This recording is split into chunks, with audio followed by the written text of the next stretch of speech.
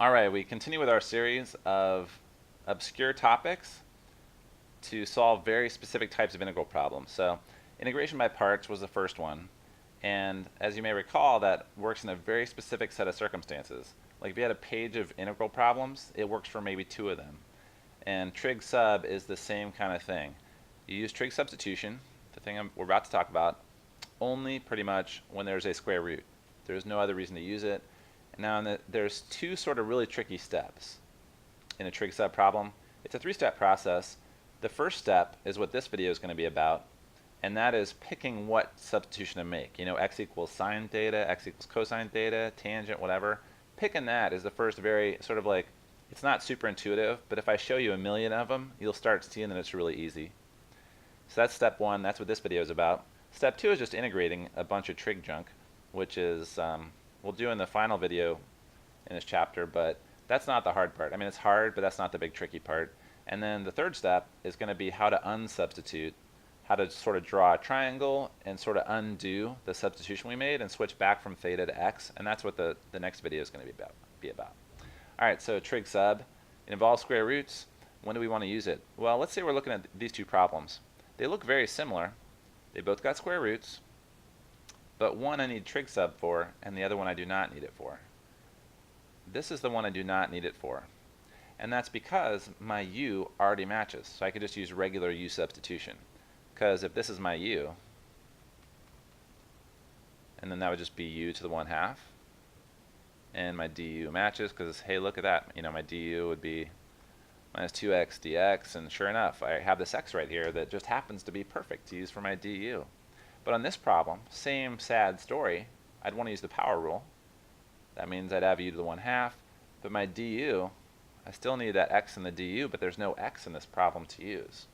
So that's why trig sub is going to be important. Usually in a trig sub problem, that square root is going to be downstairs. I don't know why, that just tends to be how it is, so it's usually more like this, but we'll see more of that in the when we do examples in a video or two from now. All right, so how do we pick what substitution to make? Well, before we get to that, I want to show you why trig is so great in this situation. So let's say we had this particular example, and you notice it already has trig functions in it, so we don't have to do any substituting. But if you want to integrate this, it looks like you're in a real bind, because you want to use the power rule, and the power rule would make this whole thing your u. So sine squared plus cosine squared, it's like, oh man, your du would be 2. It's like you got to do the power rule and chain rule. Totally crazy derivative, except, oh, wait a minute, sine squared plus cosine squared equals 1. Square root of 1 is 1, so really this is just the same thing as the square root of dx. You know, kind of an imaginary 1 in there. Much easier, right? The fact that an identity made all this go away was fantastic. We don't have to do any du matching or u sub. Square root goes bye-bye. Same thing here. 1 minus sine squared looks pretty bad, except, oh, wait a minute, isn't 1 minus sine squared just cosine squared? Yeah, and the square root of cosine squared is just cosine. So this ends up being the integral of cosine of x dx. And same thing for this. 1 minus cosine squared is sine squared. Square root of sine squared is just sine. So trig identities are really great when you can apply them, right? They make things easier. Those all had sine and cosine in them, but we had a couple other identities to work with as well. 1 plus tangent squared, guess what that is? That's secant squared. And of course, square root of secant squared is just secant. So this ends up being the integral of secant x. Not necessarily the easiest integral to do either, but at least it's doable. I mean, you know, it's not like mathematically illegal to integrate secant x. Same thing here. 1 plus cotangent squared gives us a cosecant squared, which of course the square root cancels out the squared. And finally, secant squared minus 1 might be a little hard to spot, but it's basically just a rearrangement. And just as a reminder of how to come up with these formulas, you always start with sine squared plus cosine squared equals 1. I think everyone remembers that one, that's no problem. And then the way you can derive the other two is divide by stuff.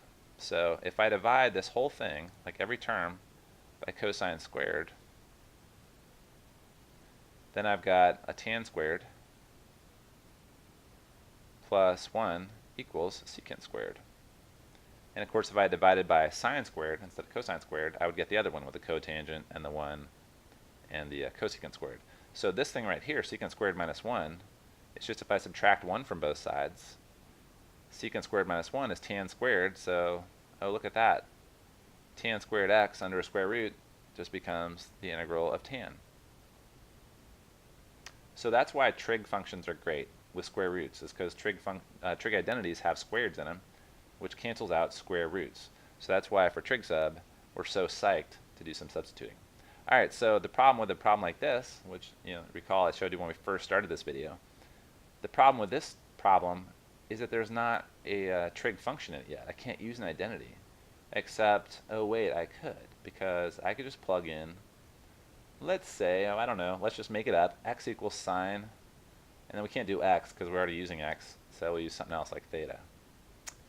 Interesting. Because if x equals sine theta, then this problem becomes the integral of the square root of 1 minus sine squared theta. Now you'll notice we have a dx there. So the point is, you can see that just now, oh look at that, that became a cosine squared. And of course the cosine squared cancels the square root, so we just end up with a cosine theta. So that's pretty good. Now I'm just going to point this out, although we're not going to integrate it right now because this video is just about picking what to sub in. But the point is that when you switch dx, you can't just have a dx right there, right? Because now you've got a mix of x's and thetas. You can't have that. So what we're going to do is we're going to take the derivative of both sides here. So we get the dx equals cosine theta d theta. Why is that so great? Well, that means that this dx is going to get replaced by cosine theta d theta. So in fact, we're integrating cosine squared. So that got crazy. I apologize for getting into examples, but the only point I want to raise is that that dx, you're also going to have to replace this x, dx with a d theta situation. But that just comes from this substitution right here. All right, so the point I want to make was that 1 minus x squared, if you plug in sine, for x squared in this case, you got 1 minus sine squared, which turns into cosine squared. So for 1 minus x squared, it made a lot of sense to plug in sine squared. Or we could have plugged in cosine. All right, here's a 1 plus x squared. So if I plugged in sine on this one, that wouldn't help me, would it? Because 1 plus sine squared is not an identity. It doesn't go anywhere. So I don't want to use sine theta. What should I use? Well, wasn't that the one we just looked at, was that 1 plus tan squared? 1 plus tan squared equals secant squared theta. So if I made x equal tan theta, then I'll get a 1 plus tan squared, which would be a secant squared.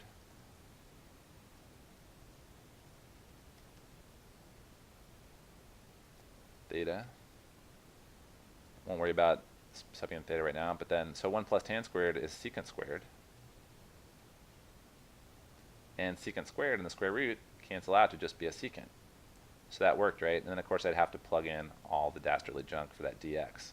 So my dx is going to be secant squared theta. So instead of dx, I'm going to have secant squared theta d theta, and now you can see I have secant cubed. We won't worry about that for now. All right, what about this one? Which trig function should I pick, sine, tangent, or secant, to make this one work out? Well, let's see. A second ago, I think we saw that secant squared minus 1.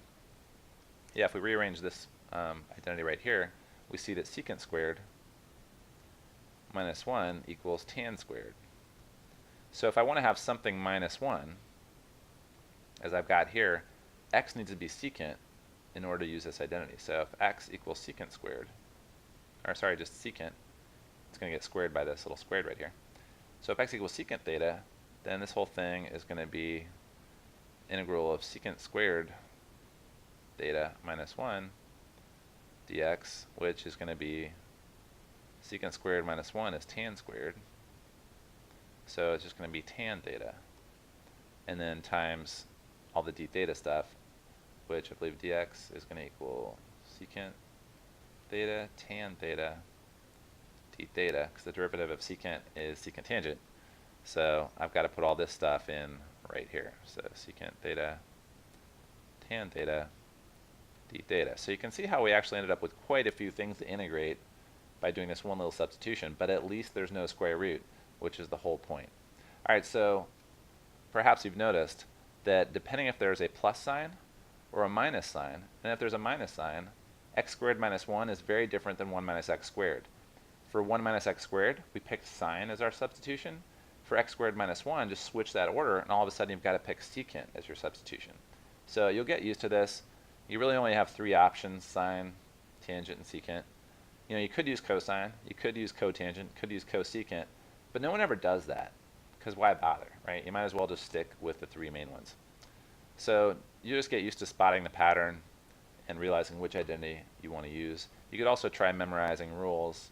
Depends what kind of studier you are, but if you look in your book, and I'm sure your teacher in your notes will give you, like, memorize that if it's a squared minus x squared, use this thing. If it's x squared minus a squared, use this thing. Alright, so what we have so far, if it's a number minus x squared, now you'll notice so far we're only using 1s. And I did that because 1 is in the identities, right? There's no 4s or 9s or 16s in those identities. There's only 1s. So right now we're going to get into what to do if there's another number besides 1. But if you have a number minus x squared, you're going to use sine. If you have x squared minus a number, you've got to use secant. And if you have 2 things added together, squared thing plus a number, you can use tangent. Now the question is, what happens if that's not a 1? Well, it turns out all that's going to do is put a number out front. Could be a 2, 4, 3, whatever, and that's what we'll figure out right now. Alright, so what do we do with this 9? Well, let's say I had, I'm going to propose that, let's pretend for a second this was a 1. So we'd want to use sine, right? So if this had been a 1 minus x squared, we'd use x equals sine theta. But the problem is that I don't have an identity for 9 minus sine squared. I have an identity for 1 minus sine squared. So what I can do, though, is just slap a 3 in front of here. Bear with me and I'll show you why this works. So if I slap a 3 in front of there, when I sub in for x, I'm doing 3 sine theta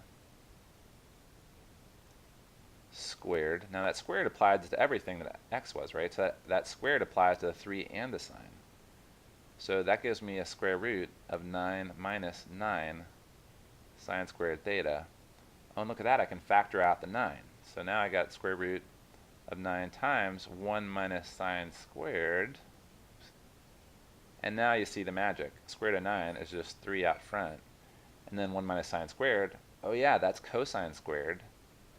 And the pattern repeats itself. The same trick that we've been using this whole video works again.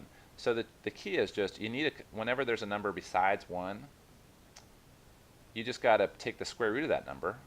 In this case, square root of 9 is 3, and put that in front of the trig function.